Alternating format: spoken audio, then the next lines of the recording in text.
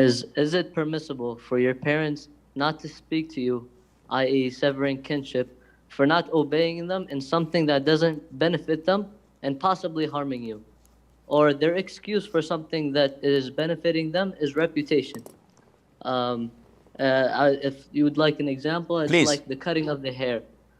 Like let's say I want to grow my hair, I'm doing, not leaving parts and shaving parts, and what they want is, it is like in the culture or the community, it is normal, but the culture or the more my smaller community, it's not as normal, and they believe it is like, you look crazy, or something like that.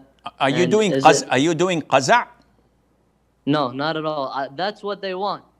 They're saying, as long as you don't shave, you should leave some of it, but not a lot, rather than growing it all. Okay, I will answer you, inshallah. Abdurrahman's question is not something that we just simply can draw the line and say yes or no. Boycotting your children for a legitimate reason is permissible. Why? Because they have the upper hand. They are in control. It is our duty to be dutiful to them, respectful and obedient. And if we fail in doing this, maybe not according to what we see, but according to what they see, they are entitled to reprimand us, to punish us through not speaking to us. And they wouldn't be cutting or severing the ties of kinship because they're doing it for a legitimate reason. And the Sunnah is filled with that. For example, Mother Aisha, may Allah be pleased with her, when she boycotted her nephew, Abdullah ibn Zubair ibn al-Awwam. She is his maternal aunt. Abdullah's mother is Asma. But when he gave her money for her to spend, and she spent it all in seconds over charity, he got outraged because it was a huge amount of money.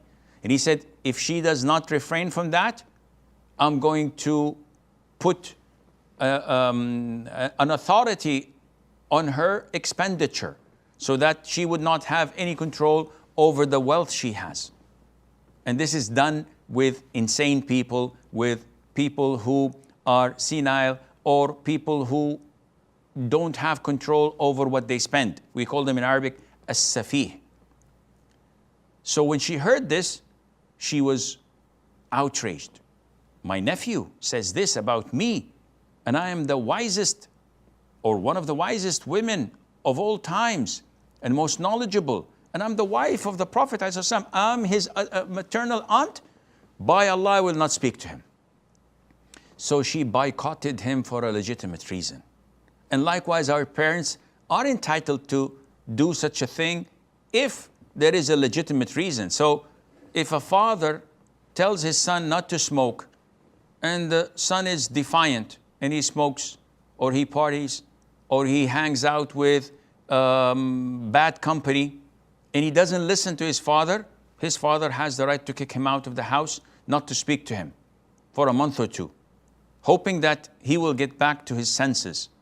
The Prophet himself, ﷺ, ordered the people of Medina to boycott Ka'b ibn Malik and his friends, two friends, when they did not catch up with him and the Muslim army at the expedition of Tabuk. And it's mentioned in chapter 9, Surah At-Tawbah. And they boycotted them for 50 days. So it is a legitimate course of action to take from their perspective. Now, what about me as a son? Let's look into each matter and determine. You cannot, akhi, simply judge things from your own perspective. Now, if they tell you to have a normal haircut where there is no qaza', there's nothing wrong in following what they're saying, even if it goes against your preference, because most likely, and I'm not a soothsayer, alhamdulillah, but it seems to me that the way you want to grow your hair is either simulating and imitating the so-called quote-unquote mujahideen. So if you look at the typical mujahideen, you'll find that they're wearing a certain head wear or a cap, and they've got their hair so long as if they're hippies or women. Yes, this is an act of bravery in some tribes. There's no doubt about it. And most likely the mujahideen are so busy defending the religion of Allah than to take care of their hair. But you, my friend, living in the US, by looking the way you look, your parents have a reason to be afraid. When you have a grown beard and you're wearing your head, and most likely you're wearing a sharwal kameez, so whoa, this guy comes from the 70s or the 80s, and I don't know what's your last name. Maybe it's some name that may reflect, or you always call yourself like Abu Sufyan or Abu Dujana, or this fits like a glove.